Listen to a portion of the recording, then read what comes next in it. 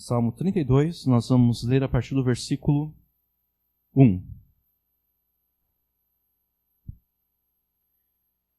Bem-aventurado aquele cuja transgressão é perdoada e cujo pecado é coberto. Bem-aventurado o homem a quem o Senhor não imputa maldade e em cujo espírito não há engano. Quando eu guardei em silêncio, envelheceram os meus ossos pelo meu bramido em todo dia, porque de dia e de noite a tua mão pesava sobre mim, o meu humor se tornou em sequidão de estio. Confessei-te o meu pecado, e a minha maldade não encobri. Dizia eu, confessarei ao Senhor as minhas transgressões, e tu perdoaste a maldade do meu pecado. Por isso, todo aquele que é santo orará a ti a tempo de te poder achar, até no transbordar de muitas águas, estas não lhe chegarão. Tu és o lugar em que me escondo. Tu me preservas da angústia, tu me cinges de alegres cantos de livramento. Instruir-te-ei e ensinar-te-ei o caminho que deves seguir, guiar-te-ei com os meus olhos. Não sejais como o cavalo, nem como a mula, que não tem entendimento, cuja boca precisa de cabresto e freio para que não se cheguem a ti. O ímpio tem muitas dores, mas aquele que confia no Senhor, a misericórdia o cercará. Alegrai-vos no Senhor e regozijai-vos, vós os justos, e cantai alegremente, todos vós que sois retos de coração. Nós vivemos numa época em que as pessoas não se importam mais com a verdade. Nós vivemos numa época que as pessoas elas não estão dispostas a procurar a verdade para nela crer. Vivemos numa época em que as pessoas preferem acreditar naquilo que lhes é mais conveniente. É só por isso que existem as fake news. É só por isso. Porque as pessoas são preguiçosas demais para procurar a verdade. Elas preferem crer naquilo que melhor lhes convém. As pessoas passaram a rejeitar a verdade objetiva para favorecer as suas próprias opiniões, os seus próprios achismos falsos. Nós vivemos numa época em que cada um por si mesmo decide o que é verdade, para si e para os outros. Isso é uma realidade em todas as áreas da vida, desde a política, porque quando nós pensamos em fake news, automaticamente nós pensamos em política. Isso é verdade desde a política até a religião, até a teologia, até a fé. Nós vivemos numa época em que qualquer um se declara cristão, em que qualquer um afirma crer em Jesus, mas ao mesmo tempo, essa pessoa que se declara cristão, essa pessoa que declara crer em Jesus, ela rejeita a palavra de Deus. Seja em parte, ou seja no todo da palavra de Deus. Porque, na verdade, a rejeição da palavra de Deus em parte é a rejeição do todo. A pessoa até pode pensar que ela aceita parte da palavra de Deus, mas na verdade Deus não considera assim. Se eu creio em toda a Bíblia, com exceção do Salmo 32, o Salmo 32 eu não gosto muito do que está escrito ali. Na verdade, eu estou rejeitando toda a palavra de Deus. É assim que Deus considera. E o pior é que as pessoas que fazem isso, as pessoas que se dizem cristãos ou cristãs, as pessoas que afirmam crer em Jesus, mas rejeitam a verdade da palavra de Deus, as pessoas que fazem isso, elas não enxergam nenhuma contradição entre a sua suposta fé em Jesus e a sua real rejeição à palavra de Deus. Elas não enxergam nenhuma contradição nisso. Talvez você mesmo seja uma dessas pessoas. Talvez você mesmo seja uma dessas pessoas que afirma crer em Jesus, rejeita a palavra de Deus, a verdade da palavra de Deus, e não vê nenhuma contradição entre uma coisa e outra. Não vê nenhuma contradição entre afirmar e crer em Jesus e rejeitar a palavra de Deus. como é possível que alguém, como é possível que até mesmo você não consiga enxergar nenhuma contradição entre uma e outra coisa? Como é possível isso? Por que existe essa possibilidade? Essa possibilidade existe, isso acontece, porque para muitas pessoas, talvez até mesmo para você, a fé cristã é apenas um sentimento. É apenas uma sensação. É apenas uma emoção que você sente.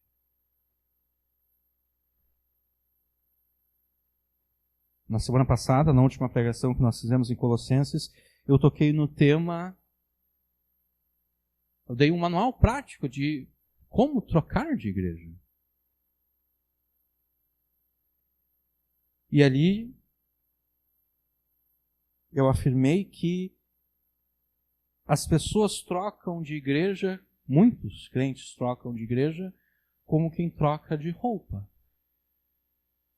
Eu, pessoalmente, conheço crentes que começam um ano numa igreja e terminam em outra. Mas eles não terminam em outra porque eles frequentaram apenas 2 igrejas. Não, eles terminam em outra porque em janeiro eles estavam em uma, em março eles foram para outra, em maio eles já estavam numa terceira, em agosto eles estavam numa quarta, em outubro numa quinta e em dezembro eles já estavam numa 6ª igreja. Trocam de igreja como quem troca de roupa, e as razões são as mais variadas. Eu me lembro que eu citei uma delas, o estilo de louvor. E eu afirmei que trocar de igreja pelo estilo de louvor é idolatria. Porque eu estou trocando de igreja pela minha resposta ao estilo de louvor da igreja a qual eu pertencia e a igreja que eu estou indo agora.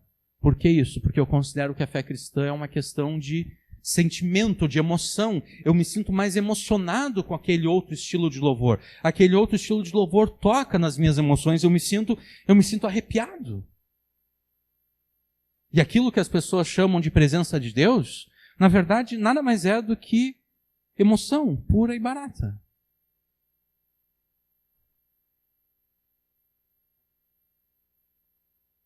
Algumas semanas atrás eu estava ouvindo um pregador, ele também estava tocando nessa área de troca de igreja, ele disse que as pessoas, quando estão visitando determinadas igrejas para determinar em qual igreja elas vão ir, elas dizem que elas querem ir na igreja que prega a palavra de Deus com fidelidade, mas na verdade elas decidem em qual igreja elas vão nos primeiros 7 minutos que elas estão naquela igreja, como aquela igreja faz aquela pessoa sentir nos primeiros 7 minutos. Isso é o achatamento da fé cristã a uma emoção, a um sentimento.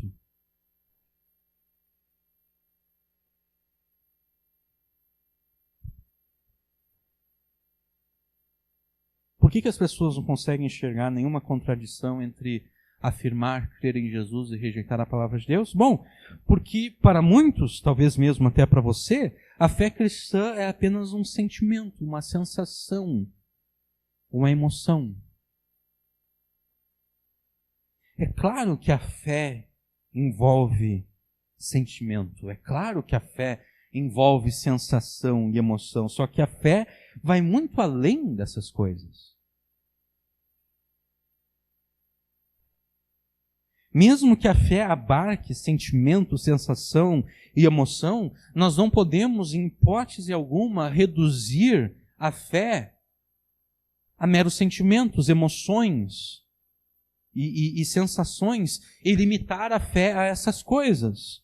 E o problema é exatamente esse. Nós vivemos em dias em que a fé cristã foi achatada, ela foi reduzida, ela foi limitada a apenas isso, apenas uma sensação, sentimento, emoção. E a consequência desse achatamento da fé cristã em emoções, sensações e sentimentos é a seguinte: a consequência é que a verdade acerca de Deus, é reduzida a uma mera opinião pessoal, em que cada um decide por si aquilo que vale e aquilo que não vale com relação a Deus.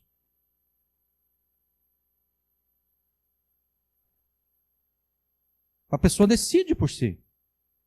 A verdade acerca de Deus, ela é reduzida a mera opinião pessoal. É eu que decido o que vale.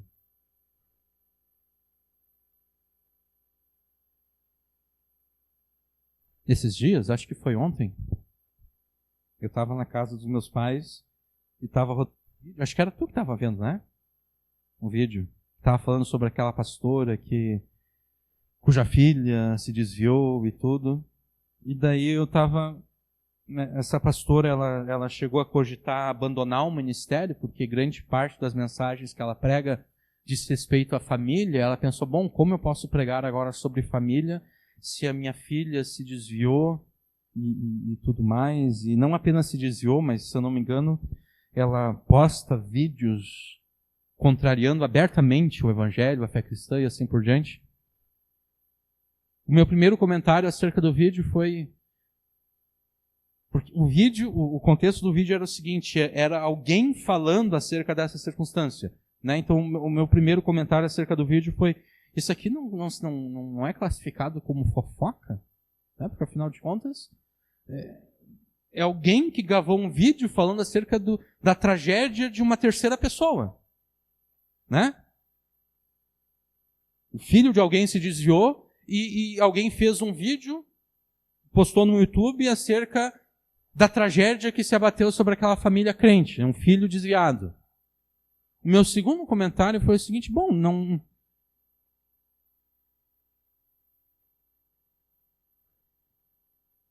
Como pode haver uma pastora mulher?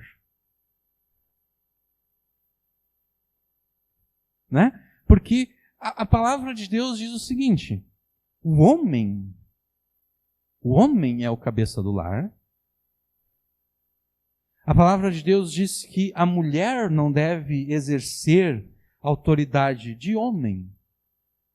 Quando Paulo estabelece os requisitos para os ministros do Evangelho, para os pastores, ele fala homem, ele não fala mulher. Porque daí cria uma confusão, né? O homem é o cabeça do lar, mas a mulher é a pastora da igreja.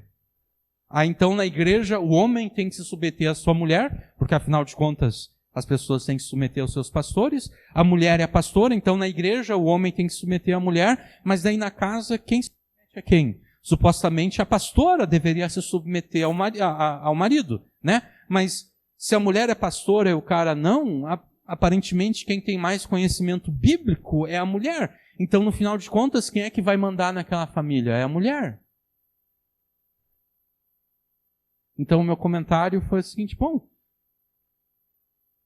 eu não estou dizendo, isso eu falei para o pai e para a mãe, né? Eu não estou dizendo que a causa do desvio dessa moça é exatamente este. Porque existem muitos casos em que a família está de acordo com aquilo que a palavra de Deus determina e ainda assim os filhos se desviam. Mas não é estranho que uma mulher se coloque como pastora, ensinando sobre a família?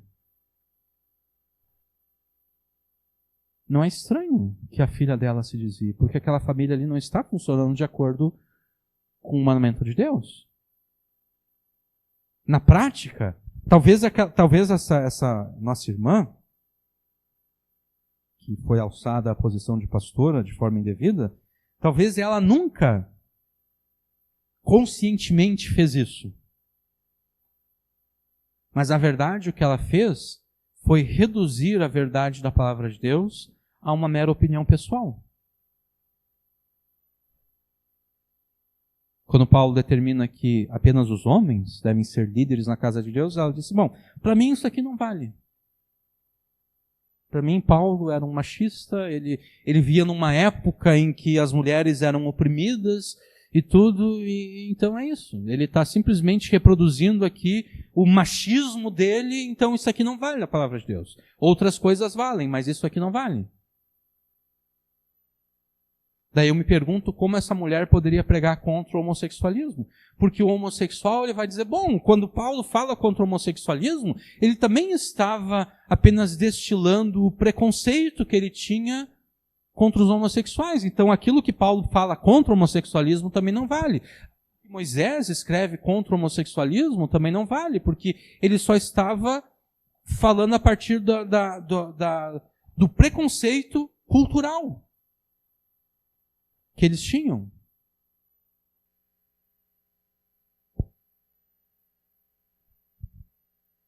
A verdade acerca de Deus está sendo reduzida à mera opinião pessoal, em que cada um decide por si aquilo que vale e aquilo que não vale com relação a Deus.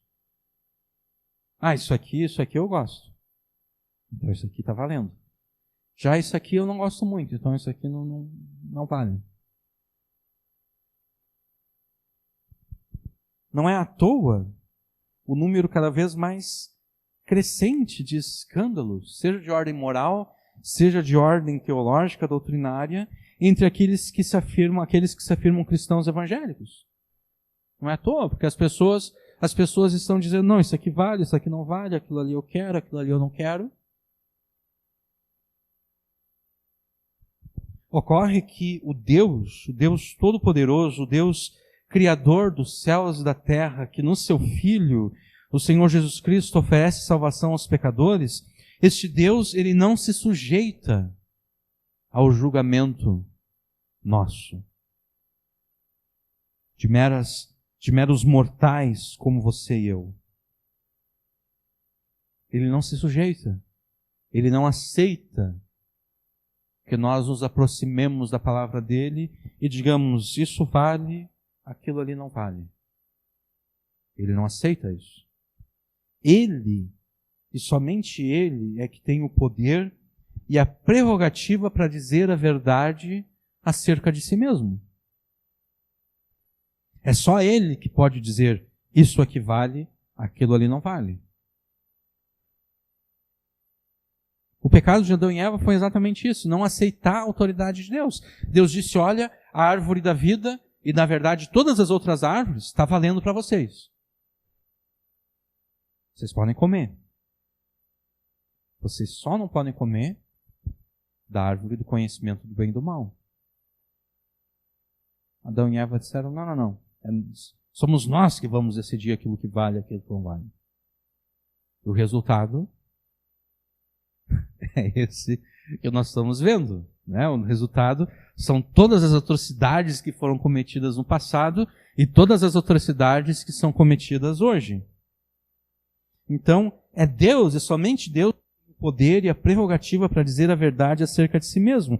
E Ele já nos disse a verdade acerca de si mesmo na sua palavra.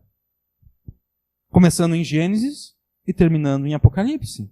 Então, estes que reduzem a fé cristã a uma emoção e achatam a verdade acerca de Deus às suas próprias opiniões, eles enganam-se a si mesmos, porque eles pensam que está tudo bem com as suas vidas, quando de fato está tudo mal com eles.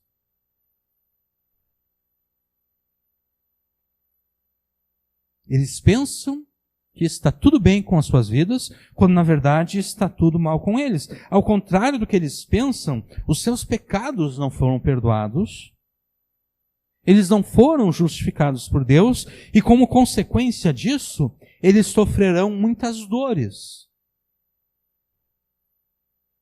Como diz o versículo 10, o ímpio tem muitas dores. Como consequência disso, eles sofrerão muitas dores, já agora neste mundo, e então eternamente no inferno. Você não deve estar entre essas pessoas. Você deve estar entre os bem-aventurados, do versículo 1 e versículo 2. Entre os bem-aventurados, entre aqueles que verdadeiramente tiveram os seus pecados perdoados por Deus. Entre aqueles que foram justificados por Deus. Mas para isso é necessário que você entenda quais são as implicações práticas da fé em Deus. Porque alguém dizer que crê em Deus, que tem fé em Deus, é a coisa mais fácil do mundo.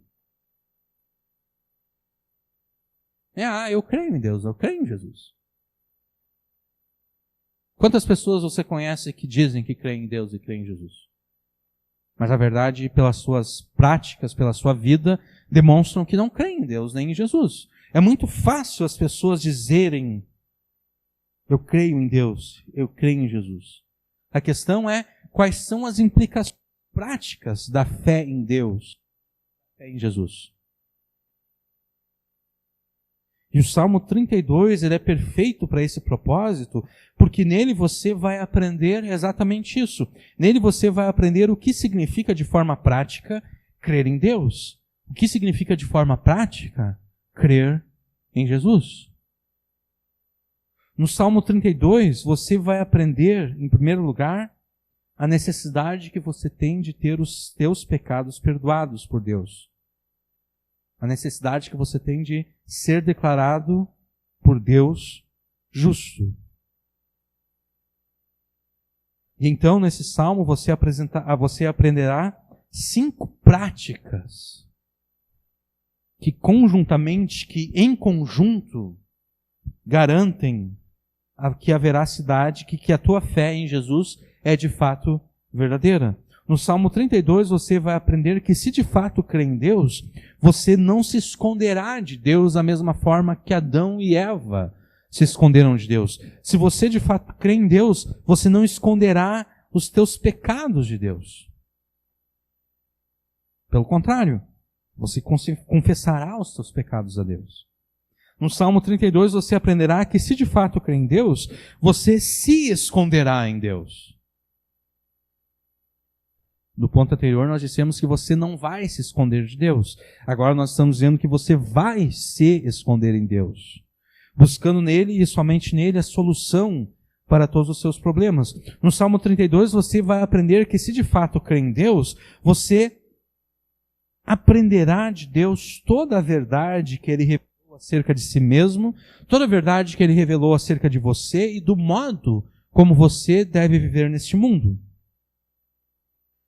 No Salmo 32, você aprenderá que se de fato crê em Deus, você obedecerá toda a verdade revelada de Deus. Porque de nada adianta você aprender acerca de Deus, acerca de si mesmo e acerca de como Deus determinou que você deve viver neste mundo, se você de fato não colocar todas essas coisas em prática por meio da obediência. E finalmente, no Salmo 32, você aprenderá que se de fato crê em Deus, você não desprezará o culto a Deus. Você louvará a Deus pela salvação e pelo perdão recebidos. O Salmo 32, então, te ensina que se de fato você crê no Deus que perdoa e justifica os pecadores, 5 coisas serão verdades na tua vida. De Deus você não esconderá os teus pecados, em Deus você se esconderá, de Deus você aprenderá, a Deus você obedecerá e a Deus você louvará. Essas são 5 práticas que conjuntamente, que em conjunto, garantem a veracidade da tua fé em Deus. Garantem que a tua fé em Deus e em Jesus é verdadeira e que, por implicação, você foi por Deus perdoado e justificado. E nós estamos afirmando que essas 5 práticas elas têm que ser tomadas em conjunto, exatamente porque elas não devem ser consideradas como opções a serem escolhidas por você, como se você pudesse dizer, eu até estou disposto a aprender de Deus, mas obedecer a Deus, isso eu não quero. Não, você não está num restaurante a buffet. Em que você chega ali e pega o prato e eu quero isso aqui, aquilo ali eu não quero, isso aqui eu quero. Não. O Evangelho, o Reino de Deus, não é um restaurante a buffet. em que você escolhe aquilo que quer e aquilo que não quer. Se a tua fé em Deus, em Jesus, é verdadeira, e por ela você foi verdadeiramente perdoado e justificado, você haverá de manifestar essas 5 práticas listadas e ordenadas no Salmo 32. Então hoje o Espírito Santo te notifica que a fé cristã é muito mais do que um sentimento. O Espírito Santo diz a você que não cabe a você decidir aquilo que vale e aquilo que não vale. Nem com relação a si mesmo, nem com relação a Deus. Hoje o Espírito Santo diz a você que a verdadeira fé cristã jamais rejeita a verdade da palavra de Deus. Hoje o Espírito Santo diz a você que, para que você não seja condenado com aqueles que enganam a si mesmos, você deve crer no Deus que perdoa e justifica os pecadores e em Jesus, aquele que conquistou o perdão e a justificação para o povo de Deus. Então, se nós pudéssemos resumir o Salmo 32 em uma frase apenas, seria esta: creia no Deus que perdoa e justifica os pecadores, não escondendo os teus pecados dele, escondendo-se nele, aprendendo com ele, obedecendo e louvando. Salmo 32, versículos 1 e 2. Bem-aventurado aquele cuja transgressão é perdoada e cujo pecado é coberto. Bem-aventurado o homem a quem o Senhor não imputa maldade e em cujo espírito não há engano. Você deve estar entre estes bem-aventurados a quem Deus perdoou as transgressões. Você deve estar entre aqueles que são eternamente abençoados por terem tido seus pecados cobertos por Deus. Você deve estar entre aqueles que são eternamente felizardos por Deus não imputar a eles iniquidade alguma. Mas o que são essas coisas? O que são transgressões, pecados e iniquidades? E por que as transgressões, pecados e iniquidades precisam ser perdoados, cobertos e descreditados? Descreditados aqui é o contrário de imputados, tá? Depois a gente vai explicar isso melhor. Em primeiro lugar, nós devemos perceber que essas 3 expressões, que essas 3 palavras, transgressões, pecados e iniquidades, essas 3 palavras são palavras sinônimas, tá? Elas se referem à mesma realidade. A realidade do pecado, aquilo que nós chamamos de pecado, tá? E sendo expressões sinônimas, elas apresentam diferentes aspectos da realidade do pecado. A transgressão é o ato da pessoa que, tendo se rebelado contra Deus, desobedece aos mandamentos de Deus e às suas leis.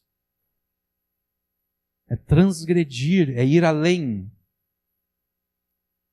A pessoa está indo além daquilo que foi ordenado. Ela está transgredindo aquilo que foi ordenado. A lei diz, não adulterarás, mas a pessoa transgride, ela vai além da lei, ela transgride a lei, ela adultera. A lei diz, não prestarás falso testemunho, a pessoa vai além, ela transgride. Ela ultrapassa o que o mandamento diz. O pecado é o ato da pessoa que se conduz de forma errada, que age de forma faltosa, que se torna culpada por ofender a moralidade dos mandamentos e leis de Deus. Já a iniquidade se refere aos atos da pessoa que age com maldade, que age com a maldade que se contrapõe à bondade da lei e dos mandamentos de Deus. Então, deu para perceber que essas 3 expressões, transgressão, iniquidade e pecado, se referem a aspectos complementares que resumem a realidade do pecado. E deu para perceber também que todas essas palavras se relacionam de modo contraditório a lei de Deus, de modo contraditório aos mandamentos de Deus. Então, para simplificarmos aqui, em vez de nós usarmos 3 palavras distintas ao longo da pregação, nós vamos nos referir apenas ao pecado. Tá? Eu não vou ficar falando de iniquidade, eu não vou ficar falando de transgressão, eu vou falar apenas de pecado. Tá? E quando eu falar pecado, eu quero que vocês se lembrem de 2 coisas. O pecado inclui tanto a transgressão quanto a iniquidade, e o pecado é definido como a desobediência à lei e aos mandamentos de Deus. Tá? É somente Deus aquele que tem a prerrogativa de definir o que é pecado. E é na lei de Deus que Deus define o que é pecado. Porque o pecado sempre se rebela, sempre se contrapõe contra a moralidade e a bondade da lei de Deus. Isso quer dizer que toda e qualquer mentira que você já contou é contada, é considerada por Deus como um pecado que você cometeu. Todo e qualquer pensamento mau que você já teve é considerado por Deus como um pecado que você cometeu. E nós poderíamos continuar repetindo isso com relação a todos os mandamentos de Deus. Você é culpado de desobedecer todos os mandamentos de Deus. Todos. Ah, não, mas eu nunca adulterei. Não importa, você é culpado. Sabe por que você é culpado? Porque Tiago, o irmão de Jesus, afirma que a desobediência de um único mandamento implica a desobediência de todos os mandamentos. Para Deus, ou é 8 ou 80. Para Deus, ou é 100% ou é 0%. Para Deus não existe 99%. Você não pode dizer para Deus, Deus, eu obedeci 99% da tua lei. Não. Se você desobedeceu 1% da lei, você desobedeceu 100% da lei. Porque a lei de Deus, não há como nós dividirmos a lei de Deus nesse sentido. Porque a lei de Deus é a revelação do próprio caráter de Deus. E o caráter de Deus é indivisível, porque Deus é indivisível.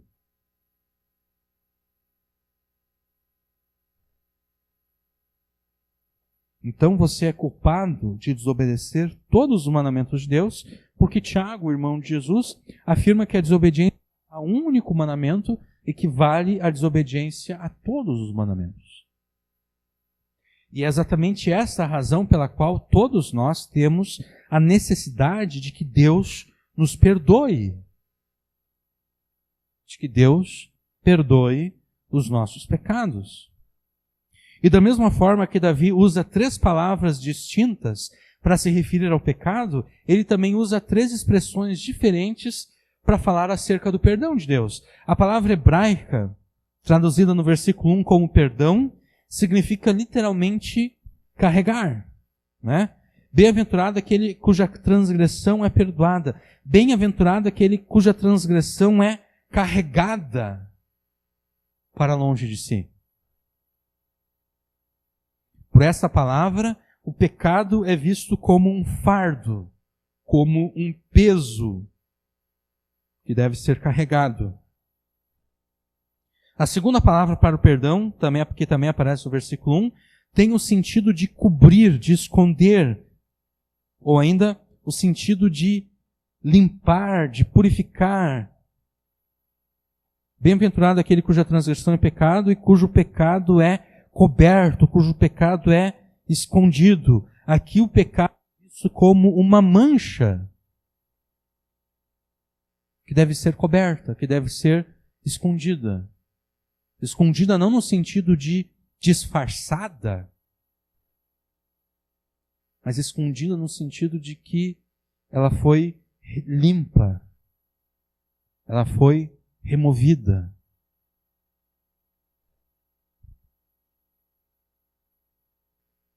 E por fim, no versículo 2, nós temos a palavra imputar.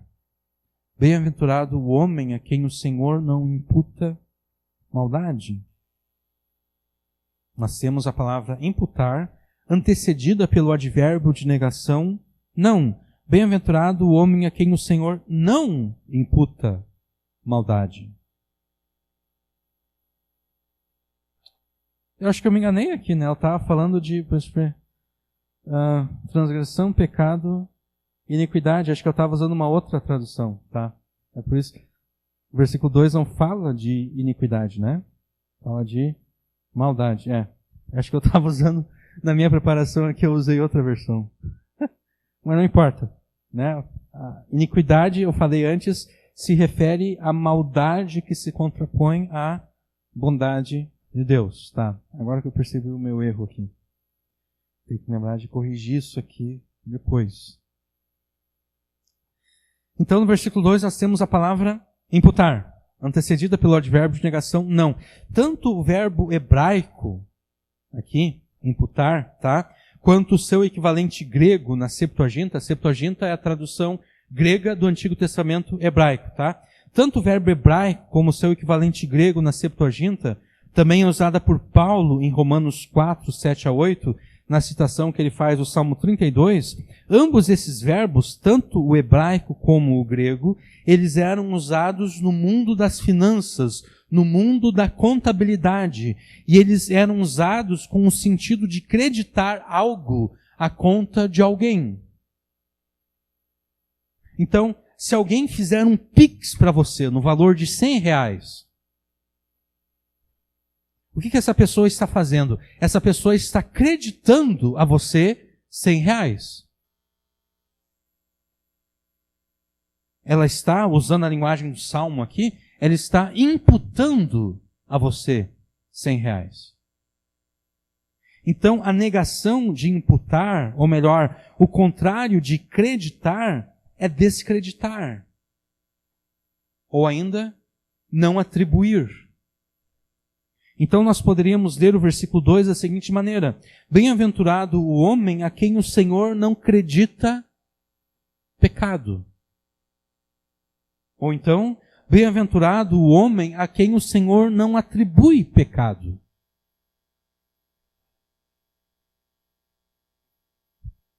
Por essa palavra, o pecado é visto como uma dívida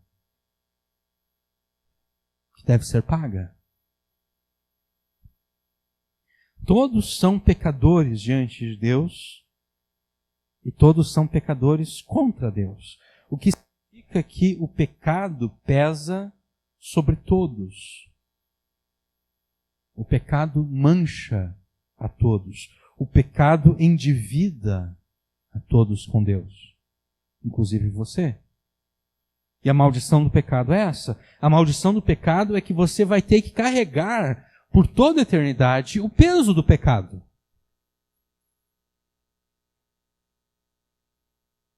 Um peso que é multiplicado a cada novo pecado que você comete. A maldição do pecado é que você vai ter que trazer em si mesmo e por toda a eternidade a mancha do pecado. Uma mancha que desfigura o restante, o resto de humanidade que sobra em você. E a cada pecado novo que você comete, você diminui a sua própria humanidade. A cada pecado novo que você comete, aquela mancha aumenta e desfigura mais você e destrói cada vez mais o resto de humanidade que sobrava ainda em você. A maldição do pecado é que você vai padecer eternamente no inferno com a dívida do pecado. Uma dívida para com Deus, uma dívida impagável. Você vai permanecer no inferno eternamente e ainda assim a dívida não terá sido paga.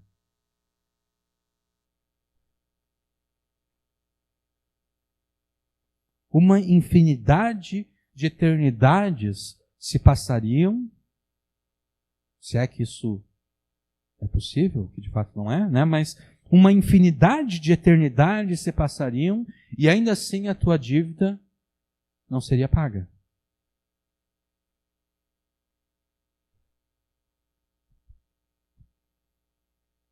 E agora eu me lembro de alguém, se não me engano, acho que é Daniel Massal o nome dele, alguém que se afirma crente, mas que está nessa de isso aqui vale, aquilo ali não vale a palavra de Deus. Ele diz que ele não crê que o inferno seja eterno porque é injusto. Ele diz, imagina um homem que morre aos 50 anos. Esse homem passou 50 anos pecando contra Deus. O justo é que ele passe no inferno apenas 50 anos. A questão não é o tempo de vida da pessoa. A questão é a dignidade da pessoa que foi ofendida. Por exemplo, se eu fosse ali até o Vitor e desse um tapa no rosto do Vitor, se sentiria ofendido, né? E com razão, né? Dar um tapa é uma ofensa. Agora, se eu desse esse tapa no governador do estado, a ofensa seria maior, né? Porque o Vitor, embora do ponto de vista humano seja igual ao governador do estado, mas em termos da hierarquia política que nós temos aqui, o Vitor quem é? O Vitor é um pobre coitado, né? Com todo respeito, né? Mas o governador do estado é o governador do estado. Ou se eu der um tapa no presidente da República, o peso ainda é maior, né? Porque o governador do estado governa apenas os gaúchos, mas o presidente da República governa todos os brasileiros. Né? Imagina o que aconteceria, por exemplo, se o presidente da República estivesse fazendo um discurso e eu chegasse até ele e desse um tapa nele. Provavelmente não. O que deve acontecer? Os seguranças ali que estão cuidando, né, eles iriam para cima de mim, né, iriam me derrubar, iriam me levar para uma sala, provavelmente me dariam me dariam uma atenção, aquela atenção que eu estava pedindo, né? Quer dizer, eu pequei contra Deus, contra o ser mais digno que existe no mundo inteiro. Então, não é a questão do tipo de pecado que eu cometi ou do período em que eu cometi esse pecado. A questão é contra quem eu pequei.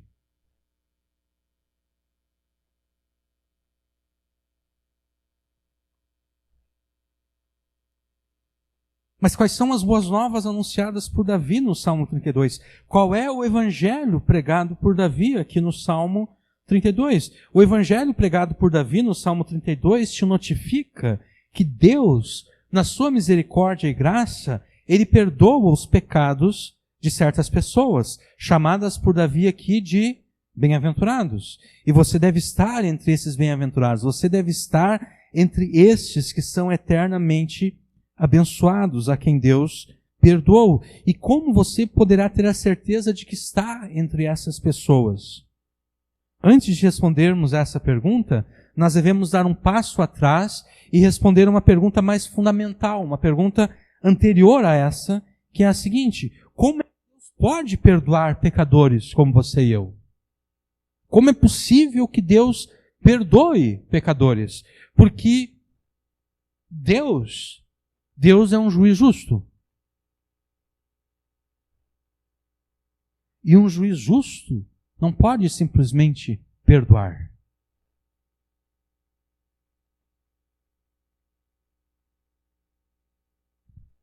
Nós podemos imaginar um juiz brasileiro cuja prerrogativa é julgar justamente, segundo a legislação brasileira, condenando os criminosos e declarando inocentes aqueles que efetivamente o são.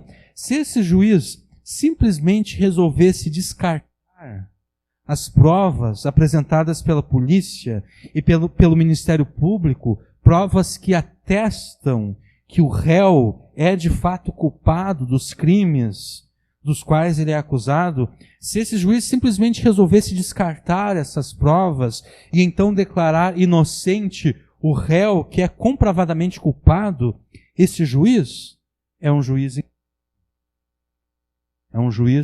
imoral, é um juiz corrupto. E Deus é um juiz justo. Deus jamais julgaria com injustiça, com imoralidade, com corrupção. Então, como é possível que Deus perdoe os pecados de certas pessoas, quando de fato elas são culpadas dos pecados que elas cometeram? E quando Deus tem diante de si as provas de que aquelas pessoas de fato são culpadas. Deus não precisa que a polícia chegue diante dele, que o Ministério Público chegue diante dele, que um promotor de justiça chegue diante dele e apresente as provas. Não, Deus tem em si mesmo, na sua própria mente, naquilo que ele conhece acerca de todas as pessoas, ele tem as provas de todos os pecados cometidos por todas as pessoas. Então, como é que ele pode perdoar os pecados se ele, como juiz justo, não pode simplesmente descartar provas?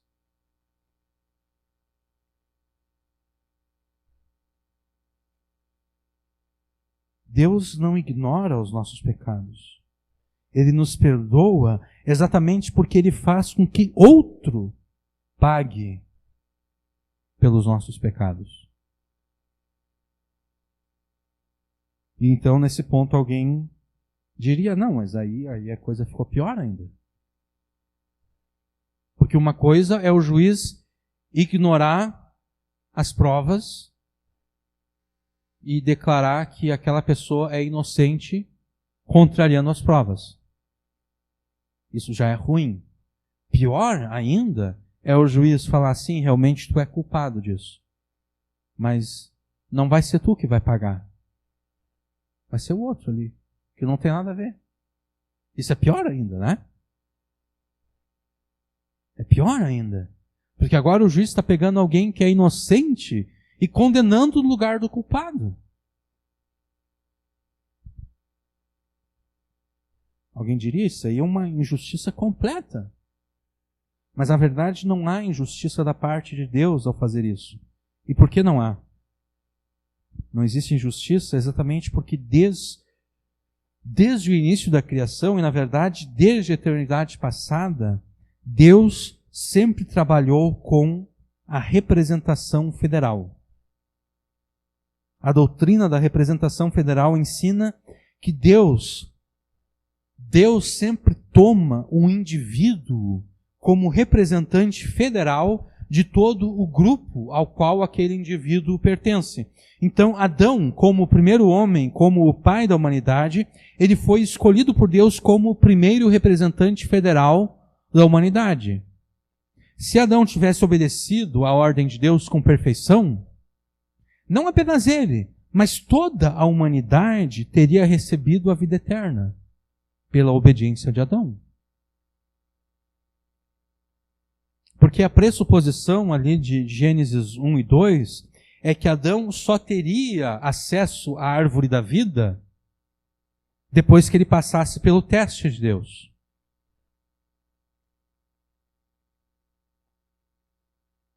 Aí então ele teria acesso à árvore da vida. Então, obviamente, o teste tinha um período limitado de tempo, né? Não, a árvore do conhecimento do bem e do mal não estaria no jardim do Éden por toda a eternidade. Não, era um período de teste. Se Adão e Eva passassem no teste, eles teriam acesso à árvore da vida. E não apenas ele, todos nós teríamos acesso.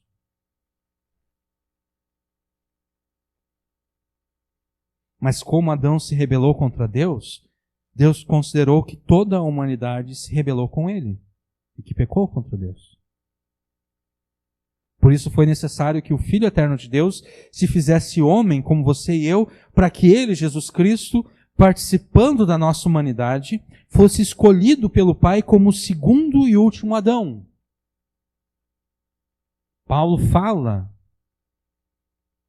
em Coríntios, em outro lugar agora, se eu não me engano, de Jesus como o segundo Adão, como o último Adão, como o segundo e último representante federal da humanidade, para que pela obediência ativa e perfeita a lei de Deus por parte de Jesus, essa obediência fosse creditada a nós. E pela sua obediência passiva na cruz, os nossos pecados fossem creditados a Ele, de modo que nele nós recebemos não apenas o perdão dos pecados, mas a sua própria justiça. Os nossos pecados são creditados a Jesus, e a justiça de Jesus é creditada a nós.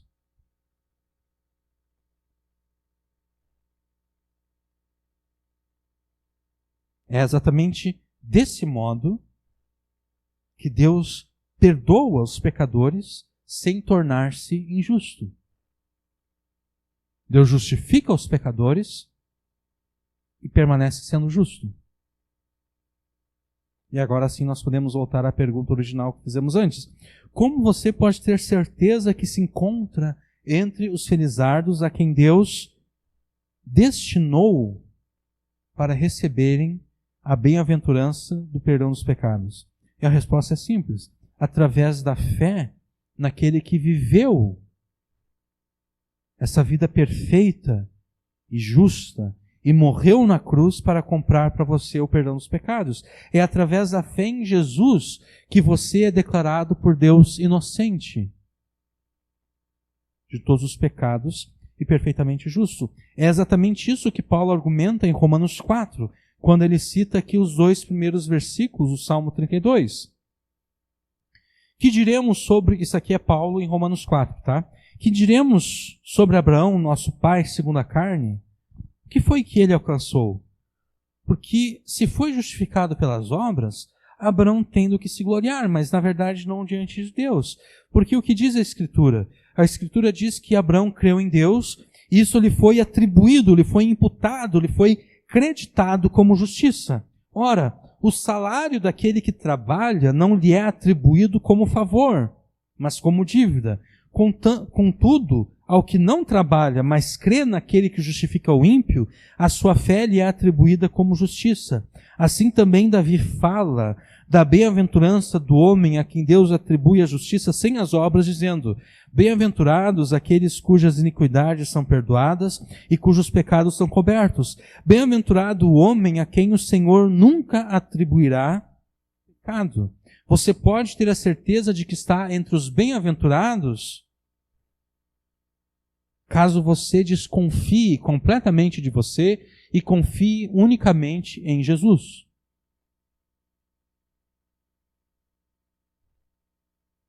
E não é que isso te alcance o perdão dos pecados. Ou melhor, não é aquilo que você faz que te alcança o perdão dos pecados. É aquilo que Jesus fez por você que te garante a justificação e o perdão dos pecados. É por isso que um pouquinho antes de citar o Salmo 32, em Romanos 4, em Romanos 3, Paulo afirma o seguinte: agora a justiça de Deus se manifestou sem a lei, sendo atestada pela lei e pelos profetas. Isto é, a justiça de Deus por meio da fé em Jesus Cristo para todos os que creem, porque não há distinção. Porque todos pecaram e estão destituídos da glória de Deus, sendo justificados gratuitamente pela sua graça, por meio da redenção que é em Cristo Jesus, a quem Deus ofereceu como sacrifício propiciatório, por meio da fé pelo seu sangue, para a demonstração da sua justiça. Na sua paciência, Deus deixou de punir os pecados anteriormente cometidos, para a demonstração da sua justiça no tempo presente, para que ele seja justo e também justificador, né, que é importante. Paulo está ressaltando aquilo que a gente ressaltou antes, né? Deus é justificador, permanecendo justo, para que ele seja justo e justificador daquele que tem fé em Jesus. Assim, onde há motivo para orgulho, esse motivo foi excluído. Por qual lei? Pela lei das obras? Não, mas pela lei da fé. Concluímos, pois, que o homem é justificado pela fé, sem as obras da lei. Você não alcança o perdão e a justificação por algo que você faz. Você alcança o perdão dos pecados e a justificação pela fé em Jesus. Que você então não haja o dolo, não haja o engano, não haja a hipocrisia de pensar que pelas suas próprias obras você pode alcançar o favor de Deus, o perdão dos pecados, porque o verso 2 termina exatamente dessa forma, né? O versículo 2 do Salmo 32, em cujo espírito não há engano. Bem-aventurado o homem a quem o Senhor não imputa maldade e em cujo espírito não há engano, que em você não exista esse engano de pensar que pela tua obediência você alcance o perdão de Deus, que você alcance a justificação. Você quer estar entre os bem-aventurados a quem Deus perdoa os pecados? Você quer estar entre os eternamente abençoados a quem Deus, no seu tribunal, declarou inocentes e justos? Então, creia neste Deus e creia naquele a quem Deus enviou a este mundo para conquistar este perdão e essa justificação. Creia no Filho de Deus. Creia em Jesus Cristo. Creia no Deus que perdoa e justifica os pecadores. Mas agora surge a questão: como você pode ter a certeza de que a fé que você tem é de fato uma fé verdadeira? E essa questão é importante, porque nós enfatizamos bastante na introdução dessa mensagem que muitos daqueles que afirmam crer em Deus e em Jesus, de fato não são verdadeiros crentes. E isso não somos nós que afirmamos, mas o próprio Jesus. Especialmente nas parábolas do semeador, do joio e do trigo e em tantos outros lugares. Então, como você pode ter a certeza de que a fé que você diz ter em Deus, como você pode ter a certeza de que essa fé é verdadeira? Uma fé pela qual, de fato, Deus te perdoou e te justificou. Bom, você pode ter a certeza através das 5 práticas que nós citamos na introdução e que são ordenadas neste salmo. Tá? Quais são essas 5 práticas? De Deus você não esconderá os seus pecados, em Deus você se esconderá, de Deus você aprenderá, a Deus você obedecerá e a Deus você louvará. E é isso que nós veremos no restante desse salmo, começando pela primeira prática, ensinada nos versículos 3 a 5. Quando eu guardei silêncio, envelheceram os meus ossos pelo meu bramido em todo dia. Porque de dia e de noite a tua mão pesava sobre mim, o meu humor se tornou em sequidão de estio. Confessei-te o meu pecado e a minha maldade não encobri. Dizia eu, confessarei ao Senhor as minhas transgressões, e tu perdoaste a maldade do meu pecado. A primeira prática que garante a veracidade da tua fé em Deus e em Jesus é que por esta fé que você foi perdoado e justificado, você jamais se esconderá de Deus, você jamais esconderá os seus pecados de Deus. Ou seja, você não vai imitar o que Adão e Eva fizeram no princípio. Porque eles fizeram exatamente isso, eles se esconderam de Deus. Eles tentaram esconder o seu pecado de Deus.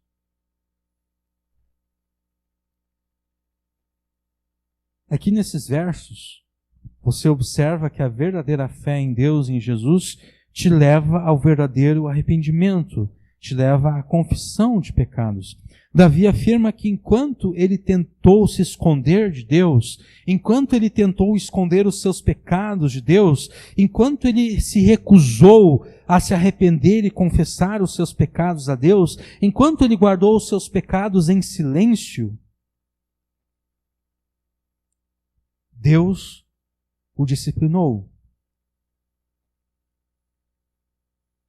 Deus o disciplinou com uma ou mais doenças.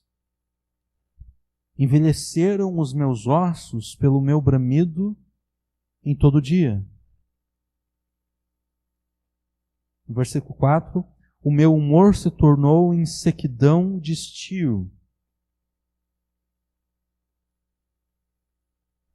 Umas 2 semanas atrás nós tivemos aqui uma semana que choveu todos os dias praticamente, né? E é ruim um tempo assim, né? Que chove todos os dias.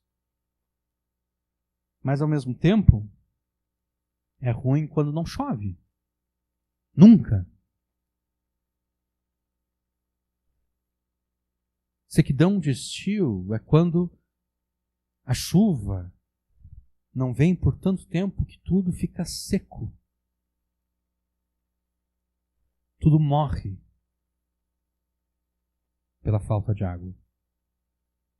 O humor de Davi se tornou assim, como uma terra seca, na qual nunca chove e na qual nunca nasce nada de bom e de bonito.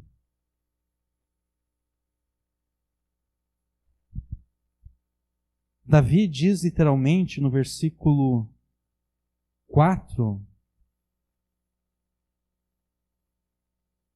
que a mão de Deus pesou sobre ele.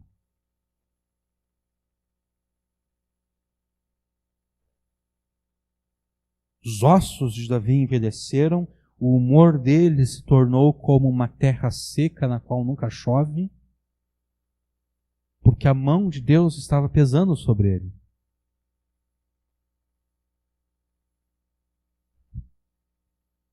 Davi estava enfrentando doenças e talvez outras dificuldades.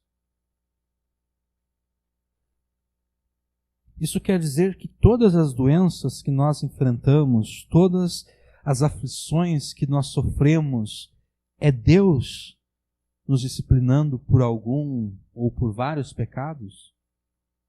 Não necessariamente. Mas, ao mesmo tempo, nós devemos considerar o seguinte: a palavra de Deus sempre nos incentiva a que avaliemos e reavaliemos as nossas vidas à luz da Escritura. Especialmente quando nós enfrentamos circunstâncias desfavoráveis. A gente não deve cair no erro de pensar: ah não, a doença então é por causa de algum pecado que eu cometi. Não, a gente não deve cair nesse erro de automaticamente atribuir a doença ao pecado. Mas o que a gente deve fazer? A gente deve avaliar a nossa vida. E aqui eu estou falando de doença, mas também pode ser qualquer outra circunstância desfavorável.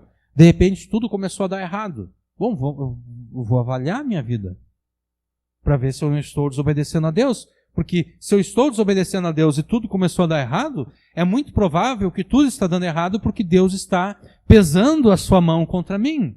Porque Deus está me disciplinando.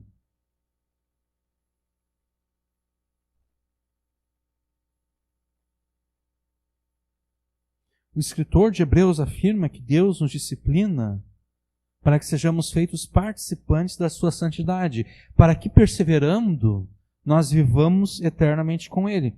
Tendo sido disciplinado por Deus, Davi cai em si mesmo. Davi arrepende-se do seu pecado e confessa o seu pecado a Deus. Versículo 5. Confessei-te o meu pecado e a minha maldade não encobri. Dizia eu, confessarei ao Senhor as minhas transgressões e tu perdoaste a maldade do meu pecado. Davi arrependeu-se do seu pecado, Davi confessou o seu pecado a Deus, e então Deus o perdoou. E a pressuposição clara do texto aqui é a seguinte, é que o arrependimento e a confissão, seguido do perdão de Deus, pôs fim à doença de Davi. Essa é a pressuposição. Os ossos se envelhecendo, o humor se tornando em sequidão de estio, isso tudo cessou quando Davi confessou o seu pecado a Deus e Deus lhe perdoou. Não é que Deus tenha aceitado o arrependimento de Davi e a sua confissão como obras meritórias, dignas do perdão. Não. Como nós vimos antes, a única obra meritória pela qual nós recebemos o perdão é a obra efetuada por Jesus Cristo. O arrependimento e a confissão são frutos da verdadeira fé daqueles a quem Deus eternamente destinou, elegeu para a bem-aventurança do perdão dos pecados. A fé de Davi, essa própria fé sendo o dom de Deus, segundo Paulo escreveu em Efésios 2, a fé de Davi o levou ao arrependimento e à confissão dos pecados. E da mesma forma você, sendo a tua fé em Deus e em Jesus verdadeira, você necessariamente se arrependerá dos pecados e os confessará a Deus. Alguém que diz ter fé em Jesus, mas essa fé não o leva ao arrependimento e à confissão dos pecados, essa fé é mentirosa, é falsa, não é verdadeira. Talvez você, assim como Davi, passe por momentos de rebeldia e rebelião. Foi o que aconteceu com Davi, né? Ele, por um tempo, ele guardou em silêncio os seus pecados. Por um tempo, ele tentou esconder de Deus os seus pecados. Talvez aconteça o mesmo com você. Talvez você passe por momentos de rebeldia e rebelião. Mas esses momentos são momentos. Eles são passageiros. Porque o verdadeiro crente, ele sempre se voltará a Deus, arrependido e confessando os seus pecados. Mas o que é arrependimento? Porque é fácil dizer, né? Você tem que se arrepender dos seus pecados. Mas o que é arrependimento? Usando o grego aqui, arrependimento no grego é metanoia, que significa mudança de mente, mudança de pensamento, mudança de parecer, tá? Mudança de cosmovisão. Quando você se arrepende, você está dizendo para Deus que até aquele momento você gostava daquele pecado e você não via nenhum problema em cometer aquele pecado. Mas a partir de agora você percebe que Deus sempre teve razão em condenar aquele pecado como pecado. Ou seja, você mudou a mente com relação àquele pecado. Você mudou o parecer que você tinha com relação àquele pecado. Até então, você gostava daquele pecado e você não via nenhum problema em cometê-lo. A partir de agora, você está dizendo, a partir de agora, eu concordo com o Senhor quando o Senhor diz que esse pecado aqui é algo mau e algo que não deve ser feito, que não deve ser praticado.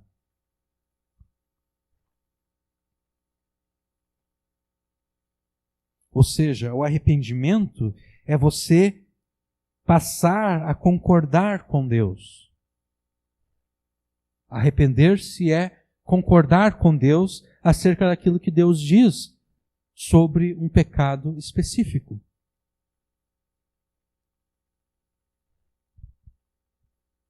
Quando você se arrepende e confessa os pecados a Deus, você não procura desculpas para o pecado. Você não diz, Senhor, o senhor viu que eu fiz isso, né? Mas o senhor tem que entender, porque a minha situação é essa. Não, quando você de fato está arrependido, você não apresenta desculpas, você não tenta se justificar diante de Deus, você não tenta explicar por que a tua situação é diferente da situação dos outros. Por que Deus deveria entender o porquê você cometeu aquele pecado. Se você tenta explicar para Deus, você de fato não está arrependido.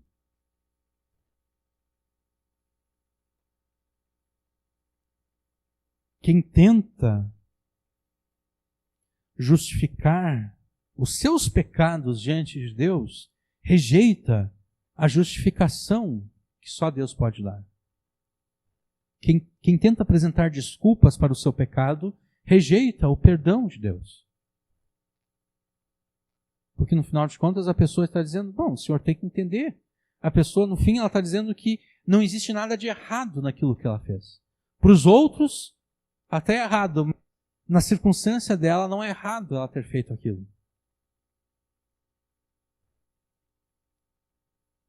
E é importante, eu pensei nisso agora, é importante entender a distinção. Deus não justifica pecados, Deus justifica pecadores. Existe uma diferença muito grande Quando a gente tenta se explicar para Deus, a gente está tentando justificar os pecados. A gente está tentando dizer para Deus, olha, não foi errado eu ter feito isso. Eu estou tentando justificar o meu pecado. Deus não justifica pecados. Deus justifica os pecadores, que reconhecem a maldade dos seus pecados.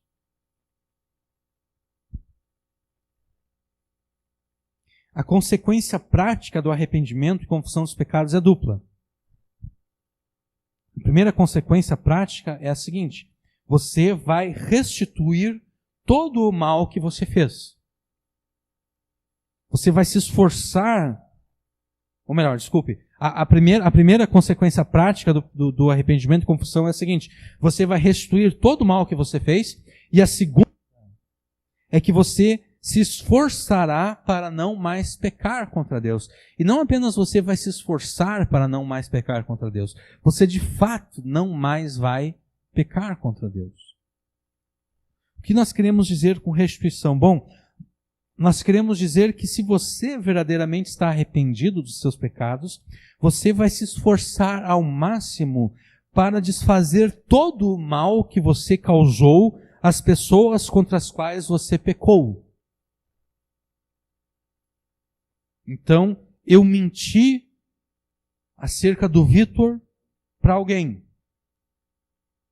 Eu falei mal do Vitor. E eu não falei acerca do mal que o Vitor fez. Não, eu inventei um mal que o Vitor jamais fez.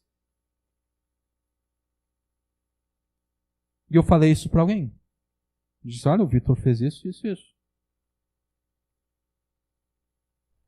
Se eu estou arrependido, não basta eu chegar no Vitor e confessar para ele aquilo que eu fiz. Eu também tenho que restituir. Eu também tenho que ir até a pessoa para quem eu menti acerca do Vitor e dizer, olha, aquilo que eu falei era tudo mentira. O Vitor nunca fez isso. Mas mais do que isso, eu devo perguntar para a pessoa se ela falou para alguém aquilo que eu disse do Vitor. E se ela falou,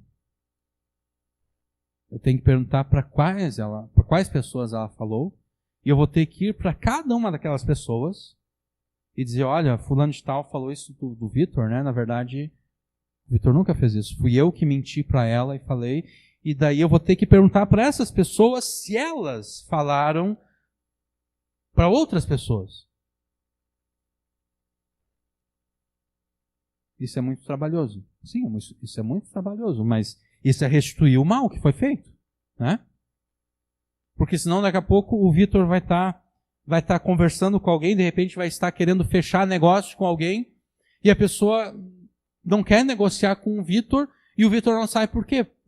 Por que a pessoa não quer negociar? Bom, foi porque um dia eu inventei uma mentira acerca do Vitor, eu não contei para aquela pessoa, eu contei para uma outra, mas essa mentira chegou naquela pessoa. E daí o Vitor nem sabe por que aquela pessoa não gosta dele. Foi por causa da mentira que eu inventei. Eu tenho que me esforçar ao máximo para desfazer todo o mal que eu causei.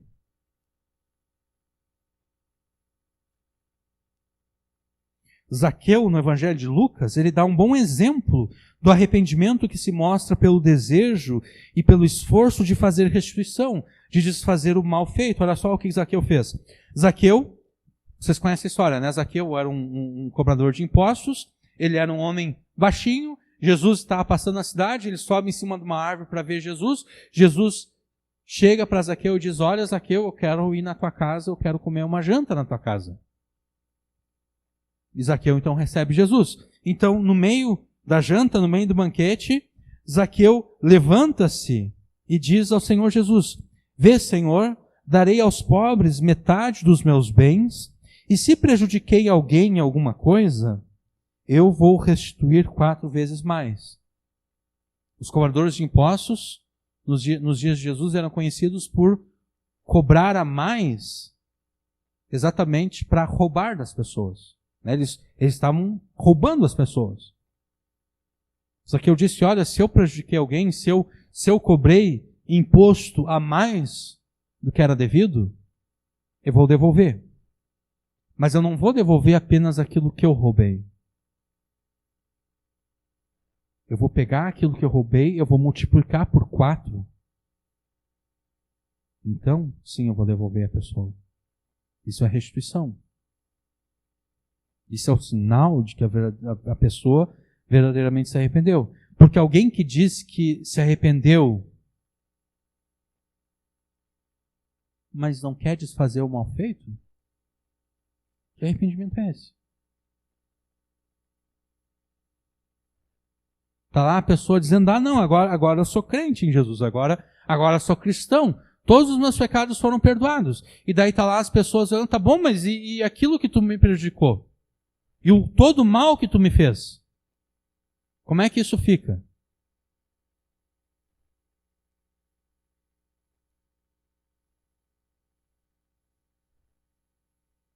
E agora eu me lembrei das últimas 2 pregações que eu fiz em Colossenses, em que eu toquei exatamente na questão do perdão.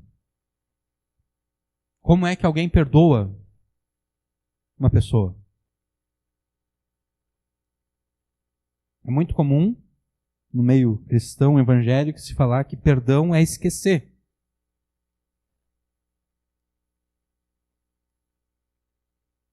Se tu perdoou alguém que te fez mal, se tu perdoou alguém que te ofendeu, você esquece. Enquanto você não esquecer, você não perdoou. Isso é completamente antibíblico. Não faz sentido. Isso provém de uma interpretação errada de um versículo lá de Isaías, em que Deus diz que Ele vai esquecer dos pecados do seu povo. Eu não tenho tempo agora de mostrar por que essa interpretação está errada, mas o resumo é o seguinte: esquecer ali, Deus não está dizendo que Ele literalmente esquece o pecado das pessoas. Porque é impossível que Deus literalmente esqueça alguma coisa, porque Deus é onisciente. Deus sabe todas as coisas, Deus sempre soube todas as coisas. O conhecimento de Deus não pode ser diminuído. Se Deus literalmente esquecesse os pecados, o conhecimento de Deus estaria sendo diminuído dia a dia, né? Porque dia a dia pessoas se arrependem dos seus pecados e Deus perdoa os pecadores. Se Deus esquecesse literalmente os pecados, o conhecimento que Deus tinha ontem era maior do que do conhecimento que Deus tinha hoje, porque hoje Deus esqueceu várias coisas, Deus esqueceu os pecados que foram cometidos. Não, Deus não esquece literalmente. Quando é dito que Deus esquece os pecados, é no sentido de que Deus não trata os pecadores de acordo com a maldade dos pecados deles. Exatamente porque Deus já tratou essa maldade, Deus já lançou a sua ira, que era devida aos pecados, sobre Jesus. Então agora Deus tem a possibilidade de tratar as pessoas não segundo a maldade dos seus pecados, mas segundo a sua graça. Perdoar não é esquecer. Como é que você poderia esquecer o mal que alguém te fez? Se você consegue esquecer o mal que alguém te fez, é porque aquele mal não foi tão grande assim, né? Você esqueceu.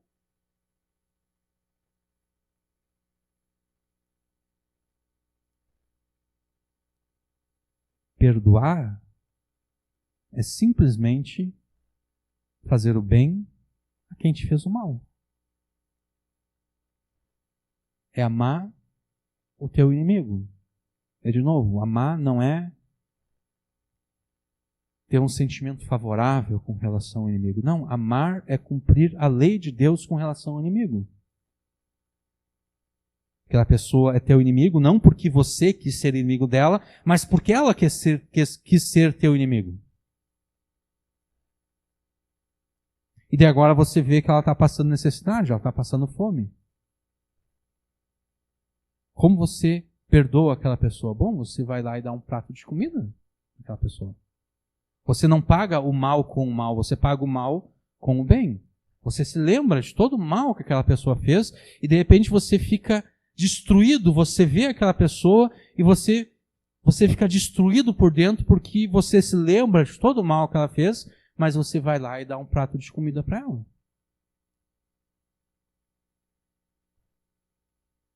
Mas o ponto que eu quero chegar aqui é o seguinte: um outro mal que as pessoas têm acerca do perdão é que se eu perdoei alguém, eu tenho que livrar aquela pessoa das consequências do pecado dela.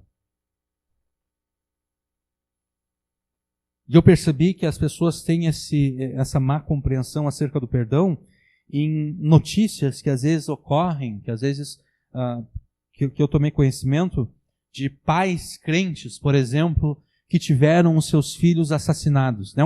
Um pai e uma mãe crente teve o seu filho, a sua filha assassinado. Então o pai, a mãe crente perdoa o assassino. Só que daí eles vão diante do juiz e dizem: Meritíssimo, eu peço que o senhor não condene o fulano de tal pelo assassinato do meu filho, porque afinal de contas eu perdoei ele. Perdão não tem nada a ver com livrar a pessoa das consequências do pecado. Em Romanos 12, Paulo termina Romanos 12 dizendo que nós não devemos nos vingar porque a vingança pertence a Deus. E daí, em Romanos 13, Paulo mostra como a vingança de Deus funciona. A vingança de Deus funciona por meio dos magistrados que condenam os malfeitores. Então, Deus ordena assim que um pai, que uma mãe crente perdoe o assassino do seu filho. Se eles virem o assassino do seu filho passando necessidade, Deus ordena que eles ajudem o assassino do seu filho. Mas Deus jamais requer que aquele pai, que aquela mãe compareça diante do juiz e implore que o juiz não condene o assassino. Não. A vingança pertence a Deus. E qual é a vingança de Deus contra o assassino? É ele ser condenado.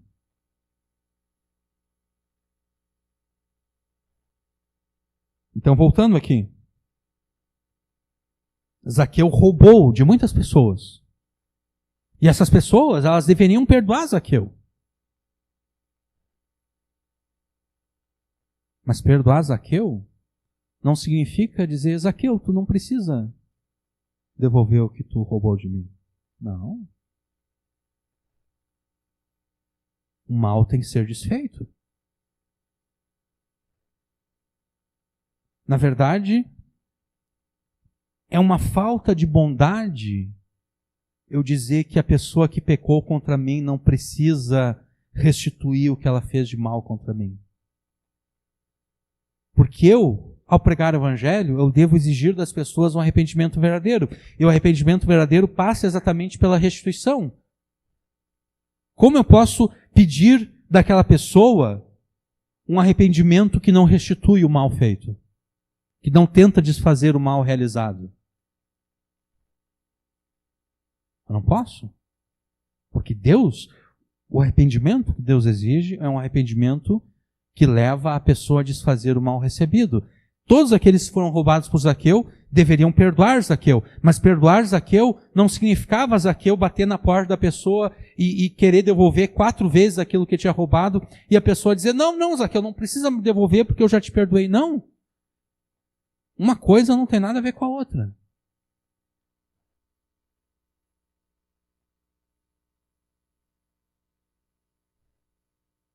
Perdoar é perdoar. Mas perdoar não significa isentar a pessoa das responsabilidades dos seus pecados, das consequências dos seus pecados.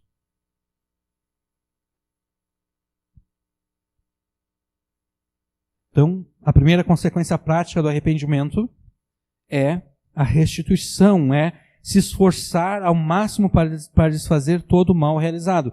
A segunda consequência prática do arrependimento é abandonar a prática do pecado. Porque olha só, você está se esforçando para desfazer todo o mal que foi causado por você pela prática do pecado, por que você continuaria na prática do pecado ainda? Né? Você está tentando desfazer todo o mal que o teu pecado causou, como você poderia continuar ainda na prática do pecado? Não faz sentido desfazer o mal cometido anteriormente e continuar fazendo o mal pela prática do pecado.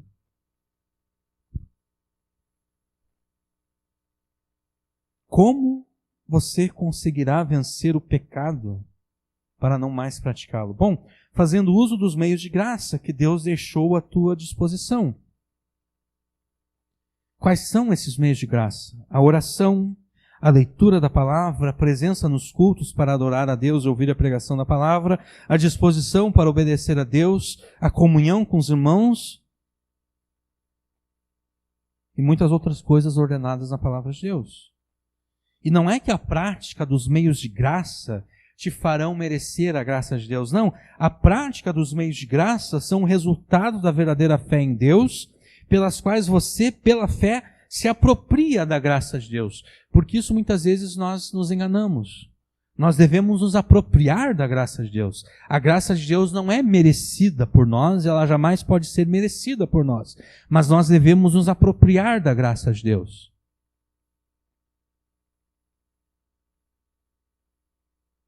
Nós nos apropriamos da graça de Deus através dos meios de graça.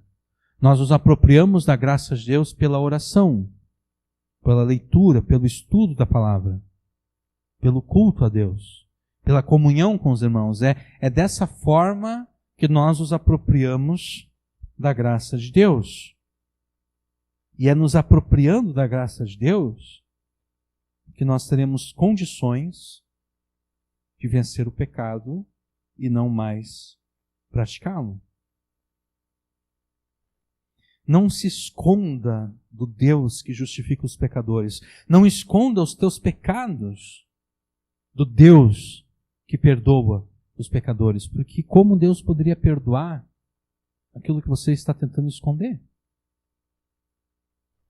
Arrependa-se dos teus pecados e os confesse como pecados a Deus, sem tentar apresentar desculpas ou justificativas. Desfaça todo o mal que você causou aos outros e então abandone a prática do pecado.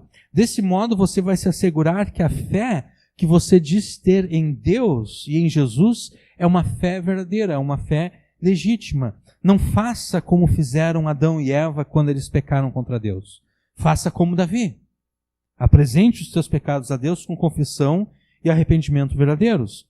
Não esconda os teus pecados do Deus que perdoa e justifica os pecadores. Essa é a primeira prática que garante que a tua fé em Deus é verdadeira. A segunda é esconder-se em Deus. Versículos 6 e 7. Por isso, todo aquele que é santo, esse por isso aqui está ligado aos versículos anteriores, né? Em vista do perdão recebido, todo aquele que é santo orará a ti a tempo de te poder achar. Até no transbordar de muitas águas, estas não lhe chegarão. Tu és o lugar em que me escondo. Daqui que eu tirei essa ideia de esconda-se em Deus, né? Tu és o lugar em que me escondo. Tu me preservas da angústia. Tu me cinges de alegres cantos de livramento. Davi afirma que diante da realidade maravilhosa do perdão dos pecados, todo aquele que é santo, todo aquele que recebeu de Deus o perdão dos pecados e a justificação, todo aquele que é santo orará a Deus a tempo de poder achá-lo, especialmente quando as águas das tribulações e aflições tentam carregá-lo para longe de Deus e afogá-lo. Santo aqui é todo aquele que, tendo sido justificado por Deus e perdoado, abandonou a prática do pecado pela mesma graça divina que o perdoou. E é esta graça que dá confiança aos santos para que eles se acheguem a Deus em oração, para pedir dele a salvação, o livramento. Aquele que não esconde de Deus os seus pecados, essa pessoa esconde-se em Deus. Aquele que não esconde de Deus os seus pecados, esconde-se em Deus para se ver livre das tribulações e circunstâncias adversas. Davi afirma que Deus é o lugar onde ele, Davi, se esconde, porque Deus é aquele que o protege no meio da angústia. Deus é aquele que o cerca com alegres cantos de livramento. Em pregações passadas que nós fizemos em Salmos, nós afirmamos que Deus é o Salvador do seu povo em todos os aspectos e em todas as áreas da vida. Nós, às vezes, falhamos em perceber isso. Nós pensamos que Deus é o nosso Salvador, que Jesus é o nosso Salvador apenas com relação aos pecados. Mas que com relação a todas as demais coisas, nós devemos procurar outros salvadores. Não. Deus é o Salvador do povo em todas as áreas e em todos os aspectos da vida. E é exatamente a isso que Davi se refere nesses versos. Aquele que experimentou a maravilhosa salvação de Deus no perdão dos seus pecados, também buscará em Deus a salvação e o livramento em todas as demais coisas. A segunda prática, então, que sinaliza a veracidade da tua fé em Deus, em Jesus, é que por esta fé você se recusa a buscar no pecado a salvação. Porque só existe duas possibilidades. Ou nós nos escondemos em Deus, ou nós nos escondemos no pecado. Ou nós buscamos de Deus a salvação das circunstâncias adversas, ou nós buscamos essa salvação no pecado.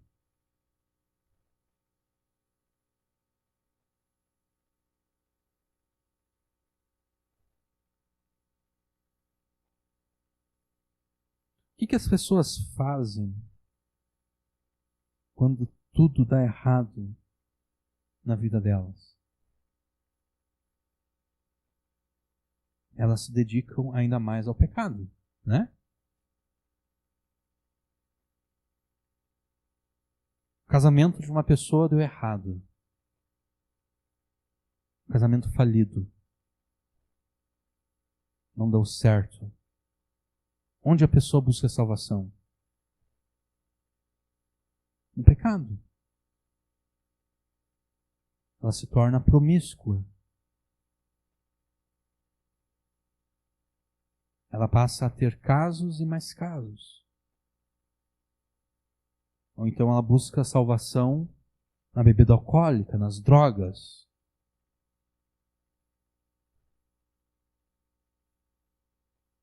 A tua fonte de salvação é o teu Deus. Isso para o bem ou para o mal. Se a minha fonte de salvação é uma vida promíscua, o meu Deus é uma vida promíscua. Se a minha fonte de salvação é a bebida alcoólica, ou as drogas, ou o entretenimento, o meu Deus é o álcool, as drogas e o entretenimento.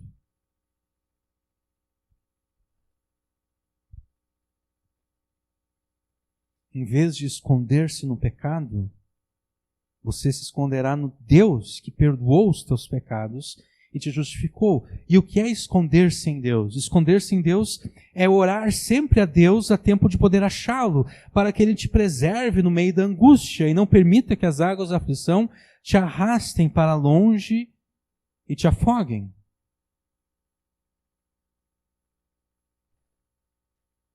Assim como você busca em Deus o socorro com relação ao perdão dos seus pecados, você deve buscar em Deus a salvação e o livramento em todas as áreas da vida, em todas as circunstâncias da vida. Não busque consolo e libertação do sofrimento no pecado. Busque consolo e libertação do sofrimento em Deus. Esconda-se no Deus que justifica e perdoa os pecadores. Essa é a segunda prática que garante a veracidade da tua fé em Deus e em Jesus. A terceira prática é que você aprende com Deus que perdoa e justifica os pecadores. Versículos 8 e 9. Instruir-te-ei, ensinar-te-ei o caminho que deves seguir, guiar-te-ei com os meus olhos. Não sejais como um cavalo, nem como uma mula que não tem entendimento, cuja boca precisa de cabresto e freio para que não se cheguem a ti. Nos versículos 8 e 9 não é mais Davi falando.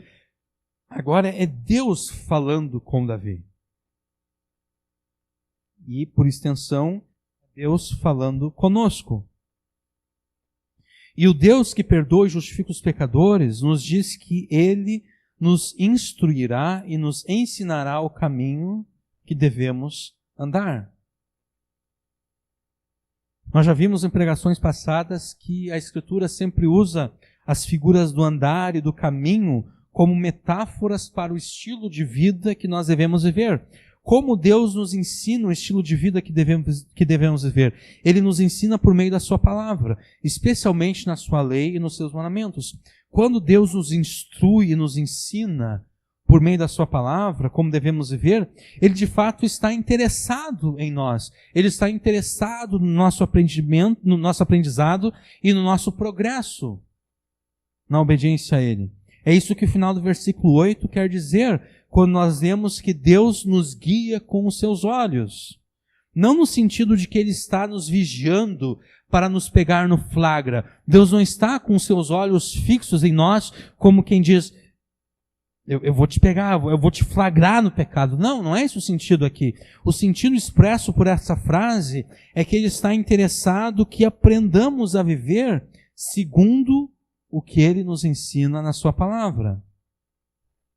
E por que Ele está interessado na nossa obediência? Por que Ele está interessado em que nós aprendamos o que devemos obedecer? Ele está interessado exatamente porque Ele sabe que não existe nada melhor para nós do que aprendermos aquilo que devemos fazer. Do que aprendermos aquilo que devemos obedecer. Deus quer que nós aprendamos como devemos viver exatamente porque Ele nos ama e porque nos amando Ele quer o nosso bem. E o nosso bem está exatamente em obedecermos a Ele. Só que nós só podemos obedecer a Ele se nós sabermos o que devemos fazer. É impossível obedecer aquilo que não se sabe. Deus, em seguida, afirma que não devemos ser como o cavalo, nem como a mula, que não tem entendimento, e que por não ter entendimento são guiados e controlados com rédeas e freios. Normalmente a interpretação que ouvimos desse verso é que o cavalo, por ser agitado demais, acaba se precipitando, ao passo que a mula empaca. A mula não vai a lugar nenhum. De fato, nós não devemos nem nos apressar e nem tampouco empacar.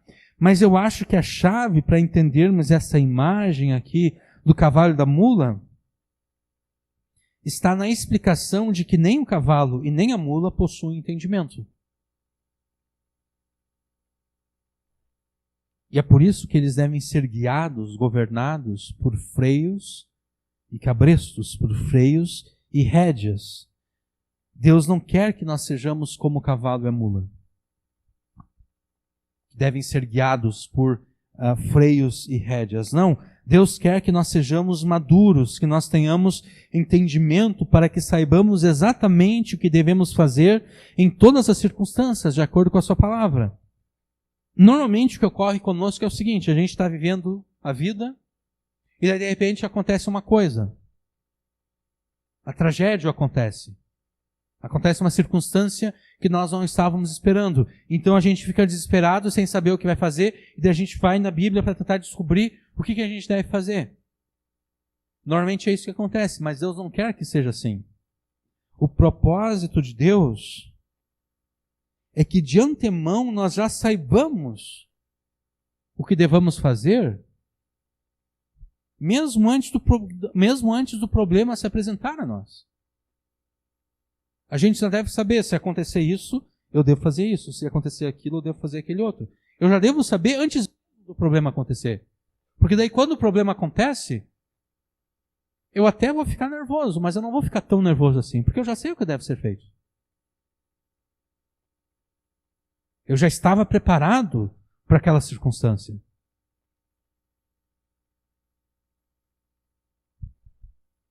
Agora, isso só será possível se nós investirmos tempo no estudo da palavra de Deus, né?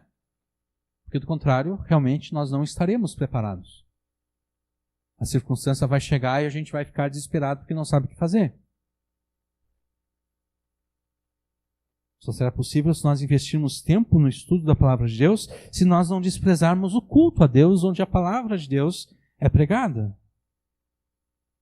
Você quer ser guiado por Deus? Você quer que Deus esteja atento a você, interessado no teu aprendizado? Você quer ter a certeza de que Deus está cumprindo, ou melhor, de que está cumprindo os planos que Deus tem para a sua vida? O primeiro passo é aprender com o Deus que perdoa e justifica os pecadores.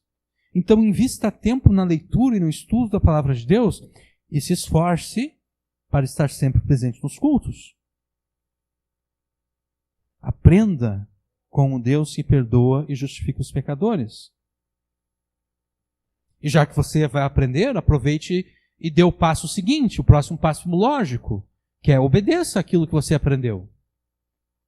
Né? Porque não faz sentido você aprender uma coisa e não colocar aquilo em prática. Esta é a quarta prática que garante a veracidade de que pela fé em Deus, em Jesus, você foi perdoado e justificado. Versículo 10. O ímpio tem muitas dores, mas aquele que confia no Senhor, a misericórdia o cercará.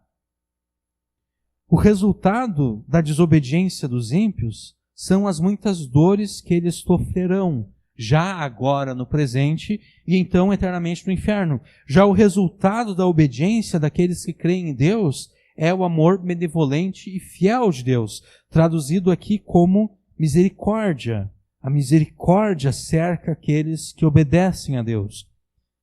Perceba que o sofrimento vem a todos, né? Antes Davi falou de que aquele que é perdoado por Deus, quando a pessoa enfrenta sofrimentos, essa pessoa se esconde em Deus. E agora Davi está falando aqui no versículo 10 que o ímpio, aquele que desobedece a Deus, aquele que não teve os seus pecados perdoados por Deus, esse ímpio enfrenta dores. Todos enfrentam sofrimentos. Todos enfrentam circunstâncias adversas.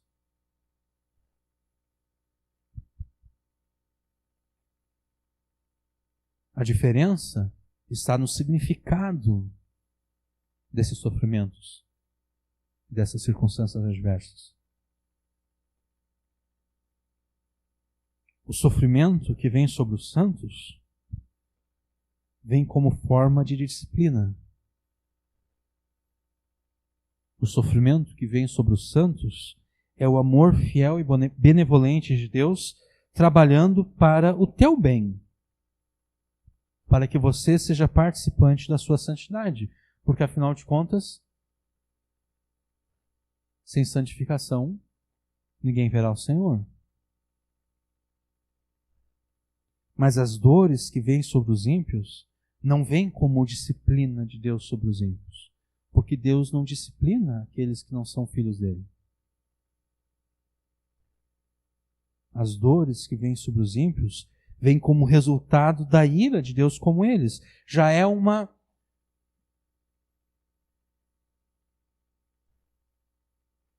antecipação da condenação eterna do inferno. As dores que vêm sobre os ímpios é Deus já antecipando a ira dele, que ele demonstrará sem reservas no inferno, é Deus já antecipando uma partezinha bem pequena dessa ira agora.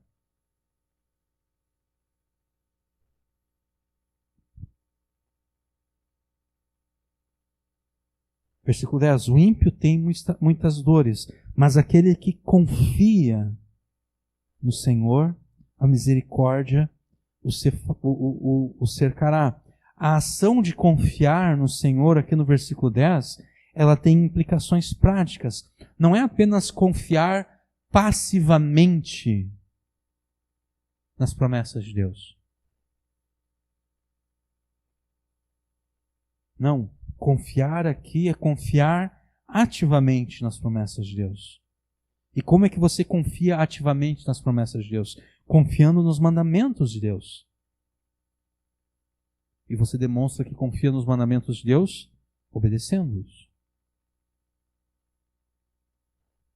Deus te ensina na sua palavra o estilo de vida que Ele ordenou para todos aqueles que foram por Ele perdoados, que foi aquilo que nós falamos há pouco. Você deve aprender com Deus. Deus te ensina na sua palavra o estilo de vida que Ele ordenou para todos aqueles que foram por Ele perdoados. Você demonstrará fé e confiança práticas nas promessas de Deus, vivendo segundo o estilo de vida que Ele ordenou para você, obedecendo a sua lei e os seus mandamentos. Então, obedeça ao Deus que perdoa e justifica os pecadores. Mas não se engane, a tua obediência a Deus não é obra meritória que te faz digno do amor fiel e benevolente de Deus, da misericórdia de Deus. Não, a tua obediência a Deus é fruto da fé que Deus te concedeu. Porque as mesmas boas obras que você pratica em obediência a Deus foram preparadas pelo próprio Deus, pela sua graça, de antemão, para que você as praticasse. Porque pela graça sois salvos por meio da fé, e isso não vem de vós, é dom de Deus. Não vem das obras para que ninguém se orgulhe, pois somos feitos por Ele, criados em Cristo Jesus para as boas obras, previamente preparadas por Deus para que andássemos nelas. A quarta prática que garante que a tua fé em Deus e em Jesus é verdadeira é a tua obediência a Ele.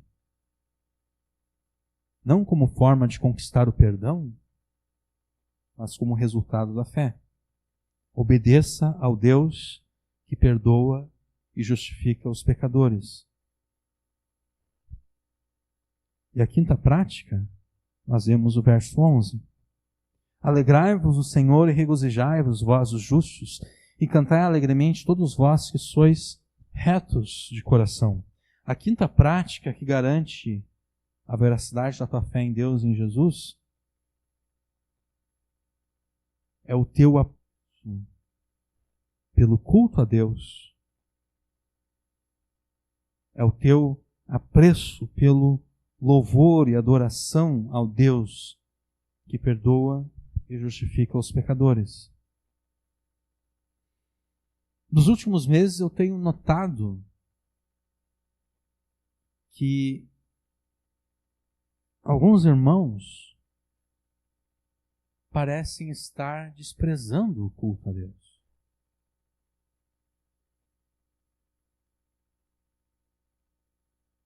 Nos últimos meses eu tenho notado que certos irmãos demonstram certa,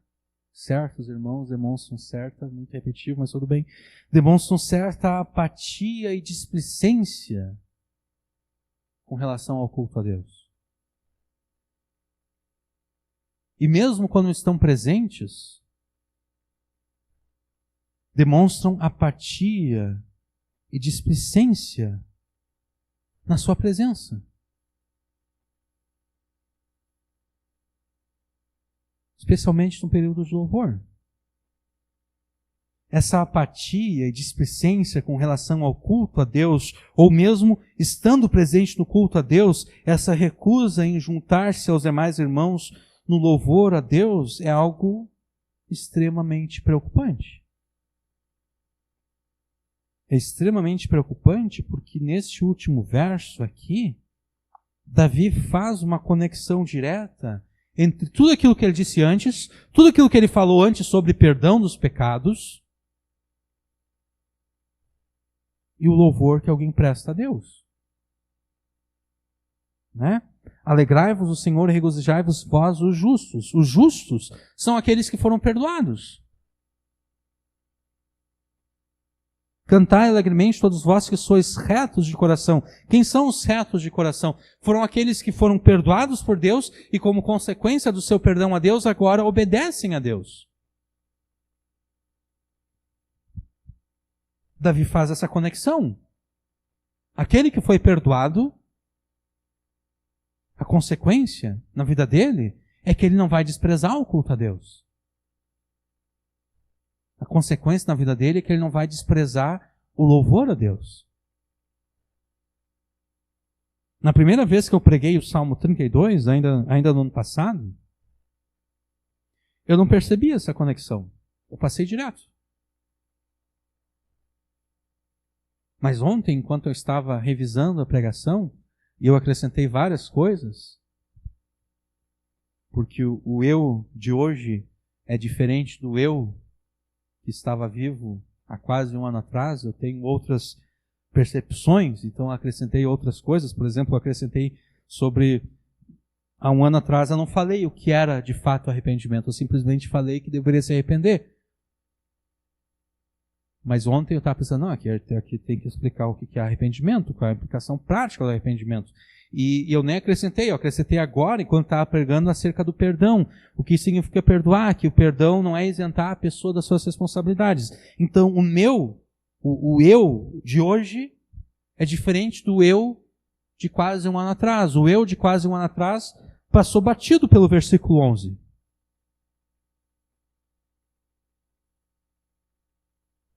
O eu de hoje não.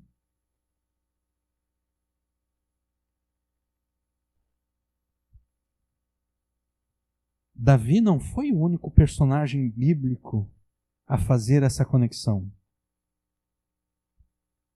Jesus também fez essa conexão no Evangelho de Lucas. Um fariseu convidou Jesus para comer na casa dele e Jesus aceitou. Jesus foi lá comer. E o fariseu não agiu para com Jesus como era o costume da época. Né?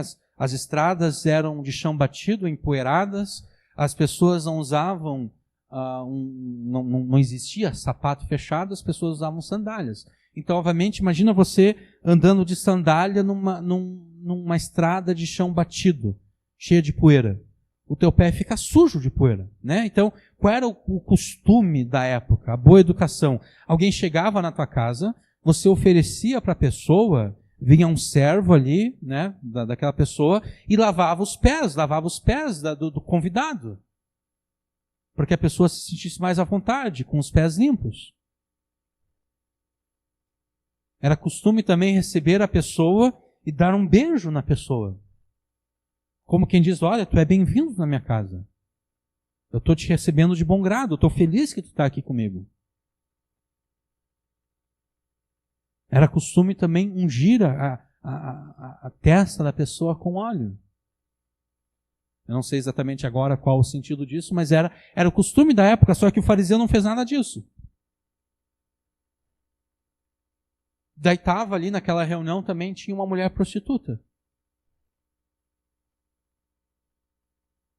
E a mulher prostituta, ela, diante da santidade de Jesus, e diante do seu próprio pecado, ela se prostrou diante de Jesus, ela começou a chorar aos pés de Jesus, beijar os pés de Jesus, ela enxugou os pés de Jesus com seus cabelos. E o fariseu ele está dizendo, olha, se Jesus de fato fosse um profeta, ele saberia que essa mulher aí, que está tocando nele, essa mulher aí não é uma mulher digna.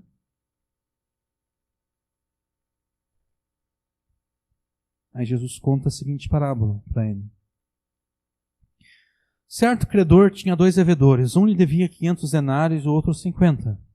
Não tendo eles com que pagar, perdoou a ambos. Aí Jesus pergunta, qual deles o amará mais? E Simão, o nome do fariseu, diz, suponho que seja aquele a quem mais perdoou. E Jesus lhe disse, avaliaste bem. E voltando-se para a mulher, disse a Simão, vês essa mulher? Entrei em tua casa e tu não me deste água para os pés, mas ela molhou com suas lágrimas e enxugou com seus cabelos. Não me cumprimentaste com um beijo, ela, porém, não para de beijar-me os pés desde que entrei. Não colocaste óleo sobre a minha cabeça, mas ela derramou perfume sobre os meus pés. Por isso te digo, os pecados dela, que são muitos, lhes são perdoados, porque ela muito amou. Mas aquele a quem se perdoa pouco, este ama pouco. E disse a ela, os teus pecados estão perdoados. Mas os que estavam com ele à mesa começaram a dizer entre si, quem é este que até perdoa pecados? Jesus, porém, disse à mulher, a tua fé te salvou, vai em paz.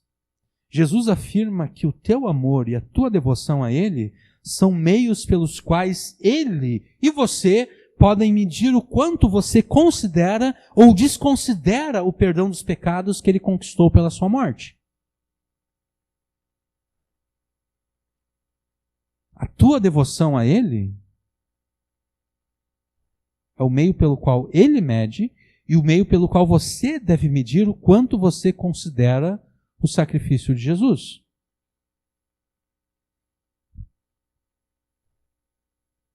Se você pouco ama a Jesus, se você pouco se devota a Jesus, se você despreza o culto a Deus, mesmo estando presente, você não se junta àqueles que adoram a Deus,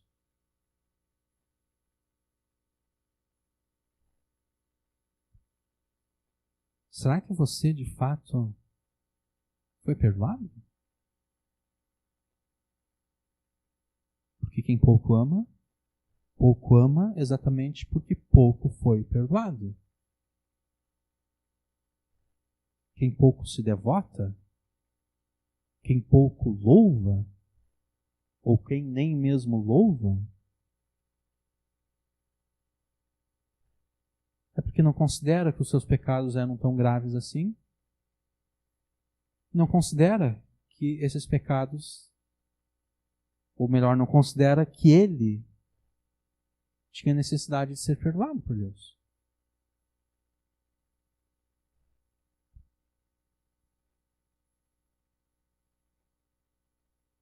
Se durante o culto a Deus você se comporta de modo apático e displicente, será que você de fato teve os pecados perdoados? Se você não se digna, conforme ordena o versículo 11, alegrar-se no Senhor e regozijar-se nele, será que você é um dos justos a quem Deus perdoou? Se você se recusa, conforme manda o verso 11, a cantar alegremente, em louvor e honra a Jesus, aquele que você diz ser o teu Salvador, será que de fato ele é o teu Salvador porque você não louva?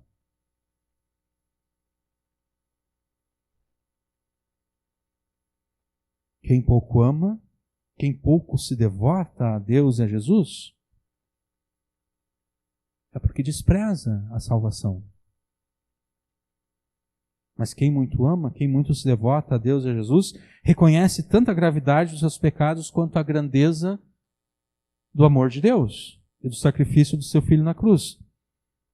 Quem muito ama é porque foi grandemente perdoado. Mas quem despreza o culto a Deus é porque perdoado talvez não foi. E aqui eu coloquei talvez porque eu estou querendo ser mais bonzinho do que Jesus. Jesus diria: quem despreza o culto a Deus é porque não foi perdoado por Deus. Eu coloquei um talvez aqui porque eu não quero que vocês fiquem com raiva de mim. Vocês e outros.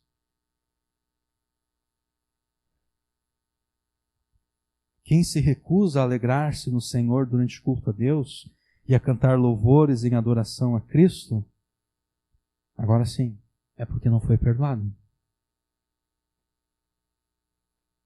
Se você reconheceu-se a si mesmo nessas palavras, arrependa-se agora mesmo dessa tua indiferença, dessa tua apatia, dessa tua displicência no culto a Deus. Alegre-se em Jesus e regozije-se nele, e então cante alegremente em louvor a ele e em adoração a Deus. Louve ao Deus que perdoa e justifica os pecadores. Nós já avançamos bastante no horário, então a única coisa que eu vou dizer é o seguinte: se a tua fé em Deus e em Jesus é verdadeira, e por essa fé você foi verdadeiramente perdoado e justificado, você vai manifestar essas 5 práticas listadas e ordenadas no Salmo 32. Creia no Deus que perdoa e justifica os pecadores. De que modo? Não escondendo os teus pecados dele, escondendo-se nele no meio da angústia, aprendendo com ele, obedecendo e louvando. Amém.